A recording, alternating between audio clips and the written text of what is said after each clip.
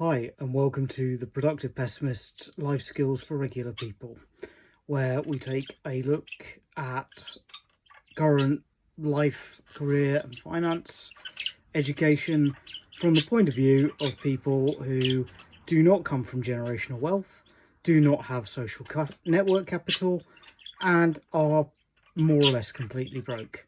As in, actually broke, not has £200 in their current account and a couple of grand in savings broke. Today is Monday. This will be the first of a weekly series of Monday Mindsets where we do a little bit of mental health, some small wins, and just some ways that you can make things a little bit better and a little bit brighter without spending a lot of money. And often without spending any money, because free's the best price, right? So coming into we're into summer, and I have to be honest. I don't like summer. I am not someone whose body was designed for heat. I do not look good with my shirt off. I don't respond well to a lot of the noise and be outside in the hay fever triggers that summer offers people as an opportunity.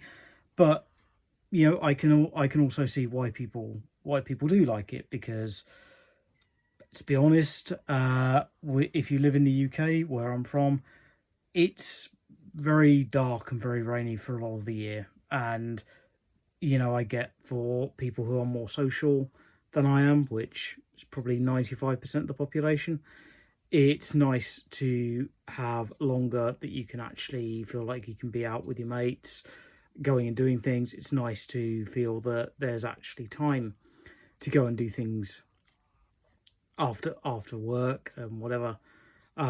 Equally, having been in that situation previously, my condolences to those of you who are trying to navigate summer in an office situation where you either don't have an air conditioning unit, or you have that one colleague who won't let anybody use the aircon that you do have, because they're always quote unquote freezing cold and going to die. I've had those colleagues.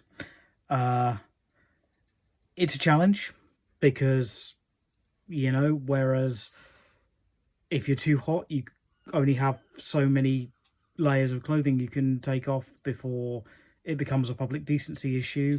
While being cold, no one's stopping you putting a sweater or a cardigan on. So if you like summer, I hope you're having a great time and doing all the good things. If you are counting down the days until we come into autumn, winter, I'm definitely with you on that.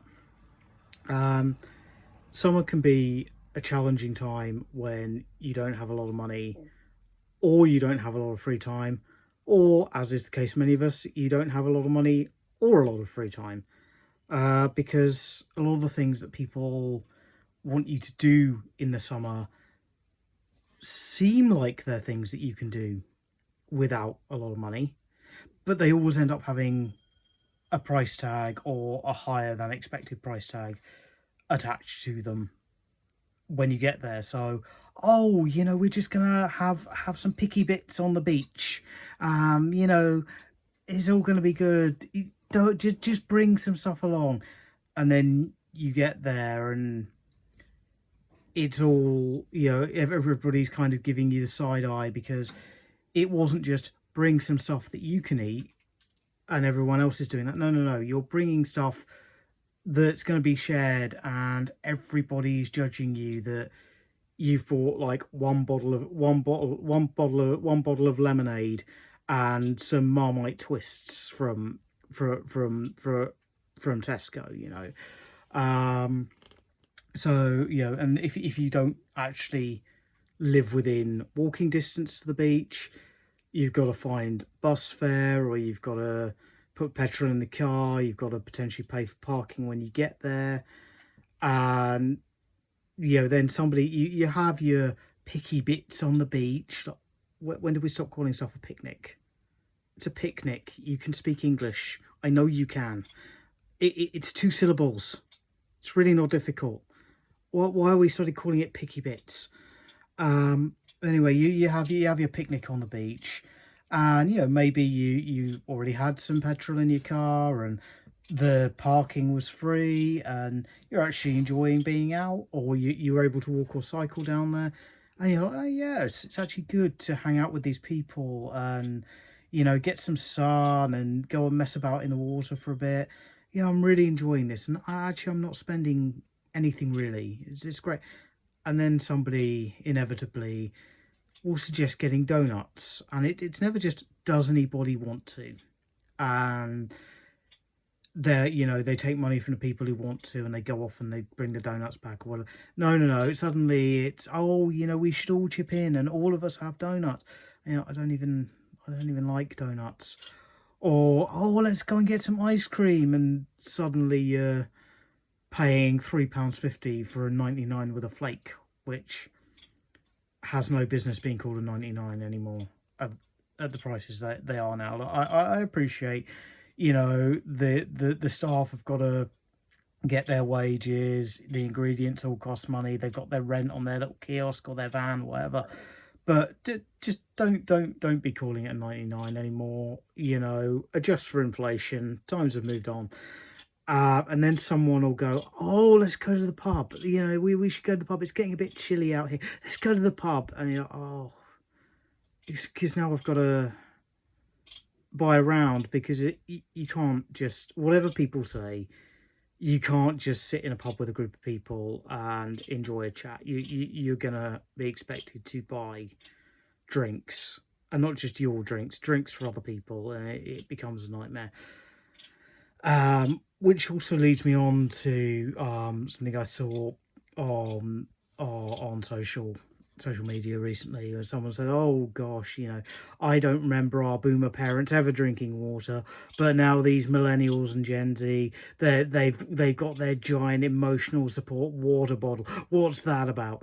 Well, what it's about is the fact that your boomer parents were able to go into cafes and pubs and just ask for a glass of tap water, please, and it was given to them for free, and now you get charged for that.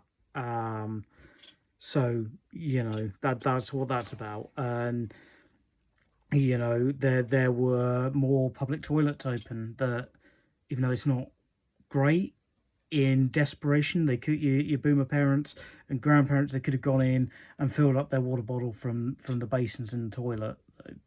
Not sure you'd want to do that, but you could in desperation, if you had a water bottle with you, or you could you could have done that. And now there's barely any public toilets anyway, because they get vandalized and then they get closed down, and but anyway, we get charged for tap water now. That's why we have to have the emotional support water bottles, because our boomer family members, our boomer brethren, used to just be able to go in and ask for a glass of tap water and it was free. And that's gone away now, because, oh well, I still have to have my staff here, I still have to pay water. You're all right, pal. I get it. You can just say, I'm sorry, that costs £1.50 now, or whatever it costs. You don't have to make an issue out of it, but also don't then be asking, oh, how come people are carrying water bottles with them? Lol, isn't that hilarious? I mean, it is a bit ridiculous, by the way, if you have 15 reusable water bottles and you go, oh, but they're such cute designs and they're only £2 each. Yeah, well, you just spent 30 quid on something that is literally reusable. You don't need 15 of them. Like, I could potentially see buying 2, because I am terrible for losing stuff. I will lose stuff. I will have it taken when I've been in office jobs. Nothing stays where you put it in an office. Seriously, it's ridiculous. You know, like, we're all on the same pay here. Some of you are being paid a lot more than me. Leave my stuff alone and buy your own, you know. So yeah, I can see that you'd have two water bottles, because you might have one in your gym bag and one in your out and about bag if you have an out and about bag. You might have one that you drink from at home and one that's better for tossing in the car when you're on the go, and it's not going to leak and spill all over your upholstery. So two bottles can completely get that. But these people are, the new Stanleys come out. Great. Fantastic. You already have a Stanley. If you don't already have a Stanley, it's probably because you don't want one. Leave them where they're at, you know. And as I say, oh gosh, but this isn't a Stanley, it's just £2 from the pound shop. Yeah, but if you've got 15 of them, that's 30 quid. What do you need to spend 30 quid on water bottles for? Small financial win there is the water bottles are reusable. Reasonable is having one for your gym bag and one for cutting about town. So two water bottles. It's reasonable. Maybe three if you're like, well, I feel that it would be easier for me to just leave one at work during the week, bring it home on Friday, wash it out, and then repeat the process, because otherwise I'm just going to forget to bring one with me when I leave the house every morning, because I'm always in a rush. So it's just going to be easier. I've got a locker, I can leave it at work. Okay, so maybe three. Absolute max. Okay? You do not need more than 3 water bottles. Trust me on this. Take the money you would spend on your 4th water bottle and any water bottles beyond that. Every time you see a water bottle and you've already got 2 or 3 water bottles at home, take that money and put it in an empty baked bean tin, an empty coffee jar, or, even a nice money box that you've bought specifically for the purpose of saving. So that's your one financial win, which leads nicely on to all of the Caleb Hammer and social Symone type of stuff. And they'll go, oh, are you seriously telling me you can't save even $1 a week, because they're both American. And when you look into it, when you do the compound interest calculator, £1 a week gets you just under 500 quid over 30 years. Woo. It's going to do so much for you. I actually did that earlier today, just out of interest. And even when you're putting £1,000 a month into these things, into a savings thing and into an investment thing, with the compound interest, £1,000 a month, which is most of a lot of people's monthly wage before they've even paid their bills or their rent or their mortgage or anything like that. £1,000 a month, and after 30 years, you get just over 400 quid. And people go, oh wow, but that's an amazing. You get for just over 40,000. Just over 400 was the pound a week, wasn't it? So you get just over 40,000 a year, just over 40,000 pounds. And people go, just over 40,000 pounds a year it works out for 10 years, because it's coming out just over 400 grand. And you see the 400 grand and you think, oh yeah, I'm well set. And then you go, that's 40 grand a year for 10 years. It's 20 grand a year for 20 years. You should start this in your 20s because it's the maximum opportunity for compound growth. Okay, so, I decide that I'm going to do this, and then you can retire at 50. Okay, 50, 55, you have a great retirement.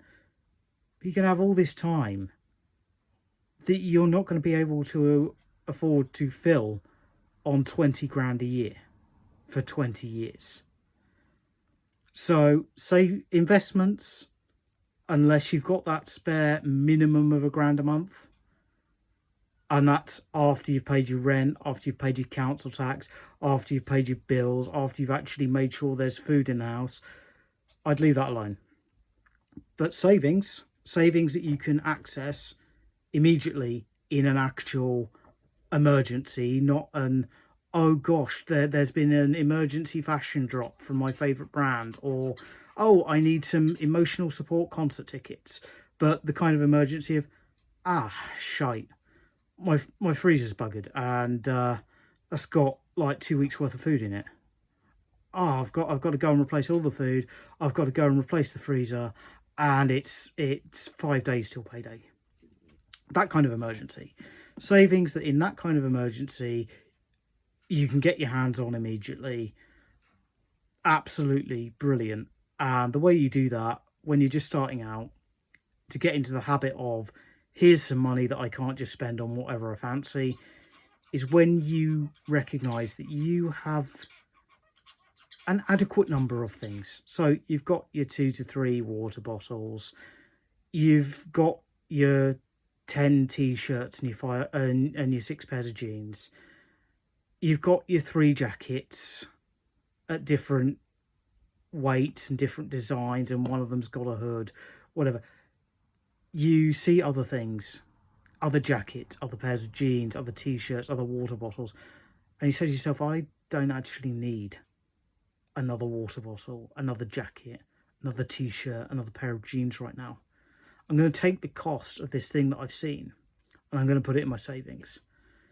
And no, you're not going to have necessarily a £1,000 emergency fund within 6 months. Maybe you will. That depends how much your water bottles, jeans and jackets are, and how often you come across them and think you need more of them, I suppose. But mostly you're not.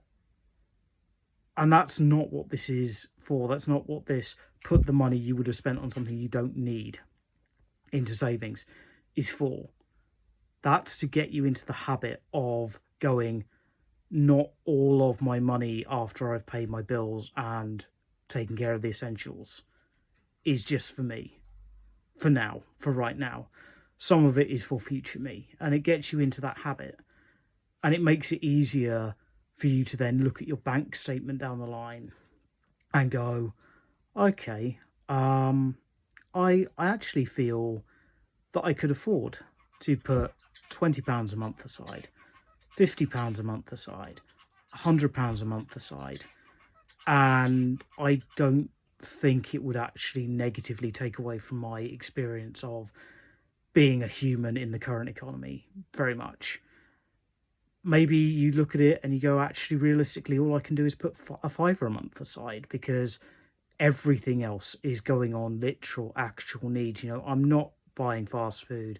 I'm not going off out with my friends every other night.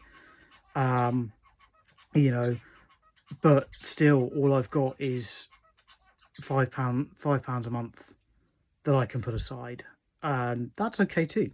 And it's what will genuinely not have you eyeing up your savings, whether those are a separate account or they're in a jam jar, empty jam jar. That's really important. Please don't put your savings in a jam jar that still has jam in it.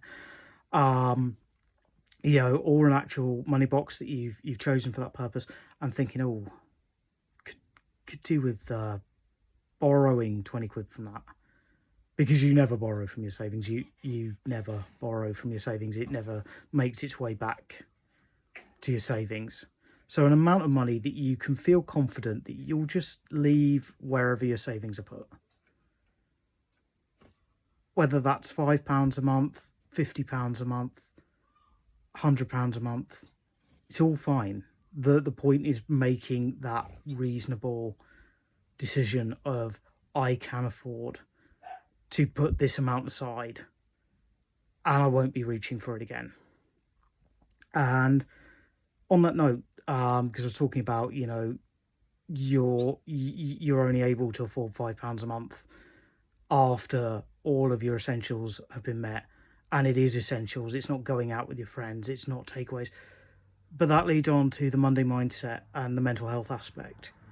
When you're creating your budget, we'll have some resources in another video on how to create a budget. But when you're creating your budget, include socializing in there, because people will tell you it's a non-essential. They'll tell you it's an option, and it technically is, but it also isn't, because socializing is vital for good mental health. I mean, I'm an introvert, but I still have times where I really want to go and see people. I really want to go and do something. It's just that that's not a constant with me, and I don't need to do those things to be energized. I'm usually quite drained afterwards, even when I recognize it's been a great time and I've had a good experience. So for me, my socializing budget can be relatively low. My socializing budget currently is about £60 a month, and that's perfectly fine for me because I don't have a lot of socializing to do. The only reason that it's as high as it is that I usually socialize with my wife, and so I am providing for both of us. I'm paying for both of us. Your socializing budget will be a little bit different. As a guide, I would say socializing should be maybe 5% of your income, and it should be within that category of needs, because it is a need to socialize. You're human. You need to connect with other human beings, and how often you'll need to do that and in what ways will depend on your personality, you as an individual. But definitely make sure you've budgeted for socializing. So in today's Monday Mindset, a little bit of a roundup. 1, a lot of summer activities can end up being a lot more expensive than they originally seemed like they would be. So clarify to people what your financial position is, what you're able to agree to, and make sure that they're not going to suddenly spring something more expensive on you. 2, start getting into the habit of saving by recognizing when you have enough of a particular item that you know you're prone to getting interested in buying. And whenever you see that item, once you've got your enough of it, go, no, I don't need another one of that. I don't need another pair of those. And take that money that you would have spent and put it wherever you put your savings, whether that's a separate digital account, it's an empty jam jar, it's a dedicated money box. Finally, socializing is an essential. It is a necessity within reason. You are a human being. Humans are a social species. We need to do social things. Socializing should be 5% of your budget included in your needs. And we'll be back in another video the end of the week, where we will look at how to create a budget. So I'm Ash, the Productive Pessimist. It's been great, if somewhat anxiety inducing, to make this first video. I hope you have a great Monday and a great summer if you enjoy summer, and I hope that you have a short and survivable summer if you're more of an autumn winter person. Bye.